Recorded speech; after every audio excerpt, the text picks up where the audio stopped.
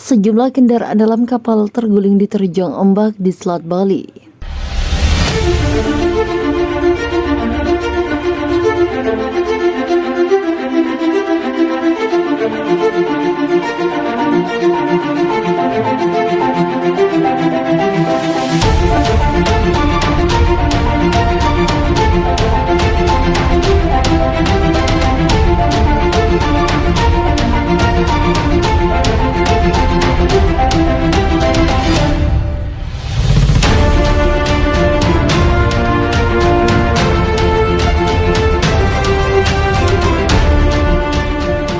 Salah satu rekaman kendaraan dan kapal yang terguling karena terjangan gelombang tinggi itu diunggah akun bernama @marley4424. Untuk antisipasi kedepannya, pihaknya akan selalu berkoordinasi dengan Badan Meteorologi, Klimatologi, dan Geofisika yang bila cuaca ekstrim dan gelombang tinggi akan dilakukan penutupan sementara. Kalau antisipasinya kita koordinasi dengan BMKG terkait dengan apakah bisa untuk dilayari atau tidak. Mungkin juga kita himbau kepada kapal-kapal agar mengikat kendaraan yang ada di kapal, ujarnya. Kalau memang sudah ada warning dan kecepatan angin lebih dari 29 knot, itu info dari Ketapang biasanya sering menginfokan dan ada penutupan, ujar sastrawan. Secara terpisah, kemarin BMKG mengeluarkan peringatan dini gelombang tinggi yang berpotensi terjadi di beberapa wilayah perairan. Dalam laporannya, BMKG menyebut pola angin di wilayah Indonesia bagian utara dominan bergerak dari tenggara sampai barat daya dengan kecepatan angin berkisar 4-15 knot. Sedangkan di wilayah Indonesia bagian selatan dominan bergerak dari timur sampai tenggara dengan kecepatan angin berkisar 5-25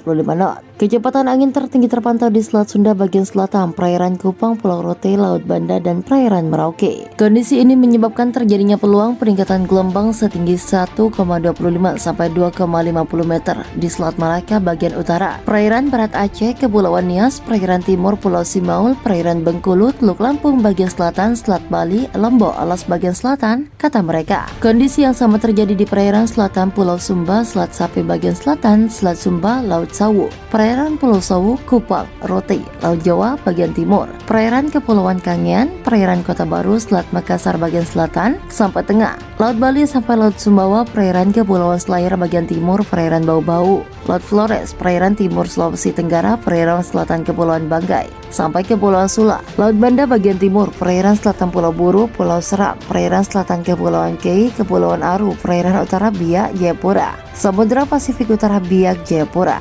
Sedangkan pada gelombang yang lebih tinggi di kisaran 2-2,50 sampai 4 meter berpeluang terjadi di perairan utara Sabang, perairan barat Lampung, Samudra Hindia, barat Sumatera, Selat Sunda bagian barat selatan, perairan selatan Pulau Jawa, Pulau Sumba, Samudra Hindia Selatan Jawa, NTT, perairan timur Kepulauan Wakatobi, Laut Banda Timur, Sulawesi Tenggara, Laut Banda bagian barat, perairan selatan Kepulauan Seramata, Kepulauan Tanimbar, Laut Arafuru, tulis BMKG. Potensi gelombang tinggi di beberapa wilayah tersebut dapat berisiko terhadap keselamatan pelayaran. Untuk itu, BMKG menghimbau masyarakat untuk selalu waspada, terutama bagi nelayan yang beraktivitas dengan moda transportasi seperti perahu nelayan. Kecepatan angin lebih dari 15 knot dan tinggi gelombang di atas 1,25 meter, kapal tongkang kecepatan angin lebih dari 16 knot dan tinggi gelombang di atas 1,5 meter, kapal feri kecepatan angin lebih dari 21 knot dan tinggi gelombang di atas 2,5 meter, kapal ukuran besar seperti kapal kargo atau kapal pesiar kecepatan angin lebih dari 27 knot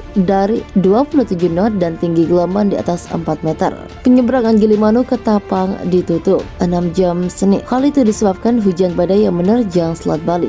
Akibat penutupan terjadi penumpukan kendaraan hingga mencapai 3 km, macet sampai ke pertigaan Hutan Ceki, ujar Jamaluddin, sopir travel yang akan menyeberang. Sopir yang hendak mengantarkan penumpang ke Semarang ini mengaku sudah tiba di dekat pelabuhan sejak jam 13 waktu Indonesia Barat. Baru jam 19 waktu Indonesia dia bisa menyeberang setelah pelabuhan dibuka. Kepala BPTD Bali NTB, Satuan Pelayanan Gilimanuk, Inyoman Sastrawan mengatakan penutupan penyeberangan dilakukan sejak pukul 12.45 waktu Indonesia Tengah. Hujan lebat disertai angin kencang dan ombak tinggi, katanya. Dia menjelaskan cuaca buruk di Selat Bali berdampak pada jarak pandang di laut terbatas akibat kabut tebal. Kondisi itu sangat berisiko bagi kapal feri. Selain itu, angin kencang dan gelombang tinggi yang terjadi berpotensi mendorong kapal feri ke jalur pelayaran yang bisa memicu tabrakan antar kapal yang terjadi di tengah Selat Bali. Gelombang tinggi juga menyulitkan pergerakan kapal saat sandar maupun bongkar muat, ujar sastrawan.